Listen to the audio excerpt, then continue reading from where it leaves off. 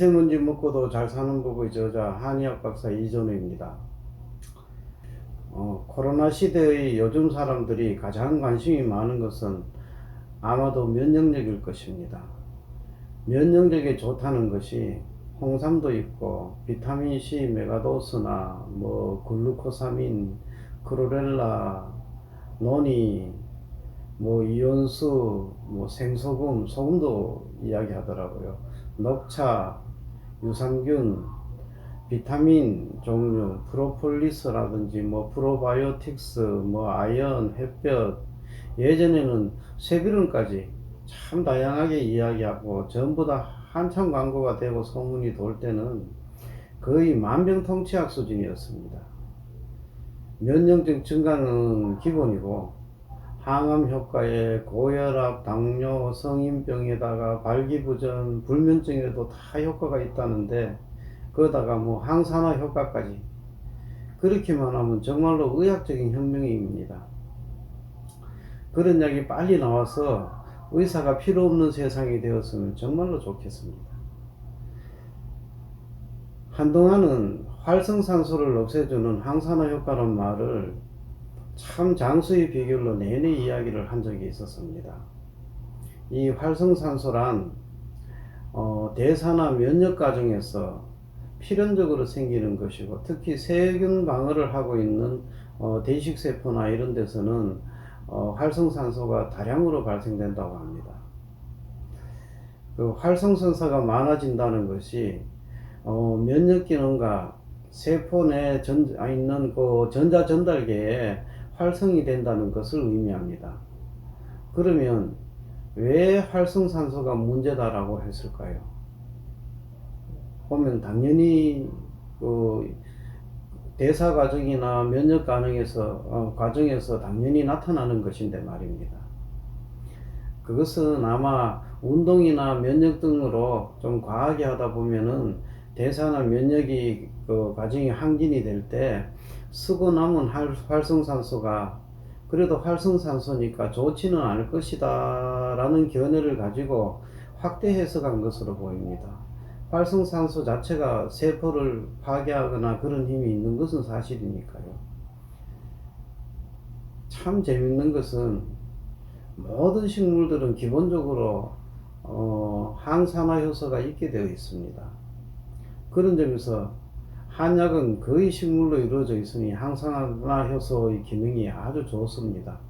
그렇게 보면 한약이 당연히 좋지요. 그러나 건강한 사람은 항산화 효소 따로 필요 없습니다. 정상적인 세포에서는 다 자연스럽게 없어지게 되어 있습니다.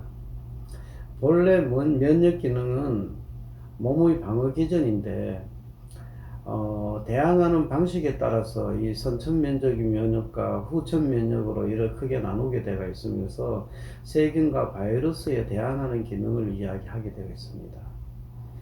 그걸 그렇게 대항하는 그것을 면역계라고 하는데 이 면역계가 주로 작용하는 부위는 피부와 비강을 위시해 가지고 호흡기에 있는 폐까지 가는 거기 있는 점막과 그리고 음식을 먹었을 때 소화기 전체 내려가는 그 점막처럼 이 바깥과 접촉하는 자리에서 주로 활동을 하게 되어 있습니다. 특히 이 면역 기능은 대사 기능과 굉장히 밀접한 관계가 있습니다. 대사 기능이 활발하면 면역 기능도 활발해지고 대사 기능이 떨어지면 면역 기능도 떨어지게 되어 있습니다. 여러분 그런 이야기를 많이 들어보셨을 겁니다. 체온이 1도 낮으면 면역 기능이 30%, 기초대사량은 15% 정도 떨어지고 체온이 1도 올라가면 면역 기능이 50% 정도 올라간다는 연구 결과가 있습니다.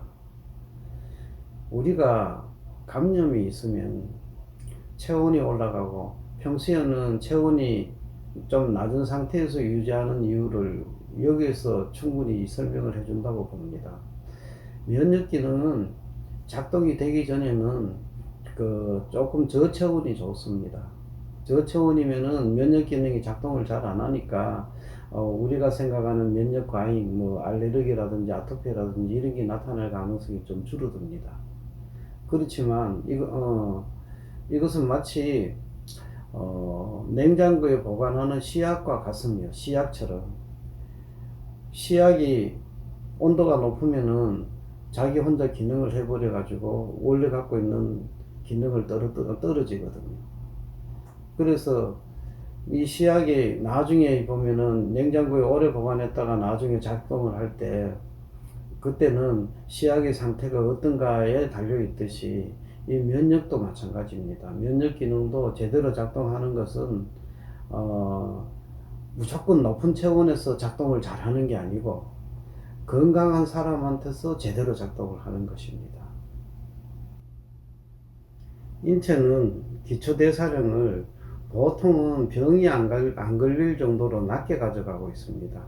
그래서 에너지 소모를 가능하면은 최소화하려고 노력을 하고 있습니다. 기초대사량이 높다는 것은 우리가 아무것도 안 하고 있어도 나가는 에너지가 많다라는 이야기가 같습니다. 몸의 에너지가 많이 쓰이면은 표시나는 것은 체온으로 표시가 납니다. 필연적으로 많이 쓰면은 체온이 올라가게 되어 있습니다. 흔히 체온이 높은 동물은 수명이 좀 짧습니다. 작은 동물들이 보통 체온이 높고 사람도 또 작은 사람들이 체온이 높을 가능성이 많습니다. 그런 사람들은 성질이 급하고 또 활동량이 많습니다. 그래서 한의에서는 모든 바쁘게 움직이는 것을 화가 많다라고 이야기를 합니다. 이 화는 진기, 몸의 기본적인 에너지원으로 이야기하죠. 진기, 곡기, 음식에서 얻을 수 있는 기를 이야기합니다. 그리고 원기, 부모한테서 받았는 기를 이야기합니다. 그것을 까먹는 것이라고 보고 있습니다. 그래서 만약 작은 사람들이 좀 성격도 느긋하고 좀 많은 활동하고 좀 느긋한 사람이라면은 그런 분들은 장수하는 데 유리합니다. 이 면역력이라는 말은 정확히 어떤 것인지는 잘 모르겠습니다만 우리 몸의 방어 기전인 면역 기능에 력이라는 말 하나를 붙여서 만병통치약을 만드는 근거로 삼은 것은 아닌가 하는 생각을 저는 하고 있습니다. 일반인들은 아마도 면역력을 병을 이겨내는 힘을 말하는 것 같은데 그렇게 본다면 오래 사는 법이나 병에 안 걸리는 법하고 같은 이야기가 됩니다. 그렇다면 여기에는 모범 답안이 나와 있습니다.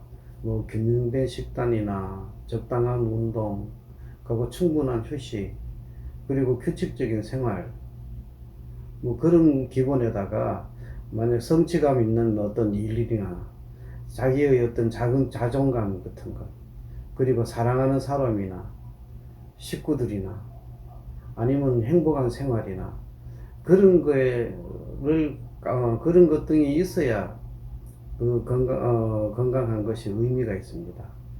건강이란 이 팽이와 마찬가지입니다. 팽이는 팽팽 돌 때는 걷어차도 계속 돌아가지만 힘없이 돌 때는 부는 바람에도 쓰러집니다. 팽이가 팽팽 돌아가게 하는 데는 요령을 얻은 적절한 재치기 필요하듯이 사람의 건강에도 가장 중요한 재치기 반드시 있을 건데 그것은 사람마다 다를 것입니다. 어떤 사람은 사랑일 것이고 어떤 사람은 성취감일 것이고 어떤 사람은 가족일 것일 수도 있고 각각 다 다를 것입니다. 아마 다들 한 번씩은 내가 왜 사는지에 대한 고민을 하셨지 싶은데 건강하고 그것이 사실은 직결이 되어 있습니다.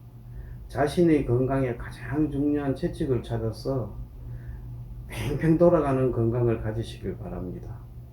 감사합니다.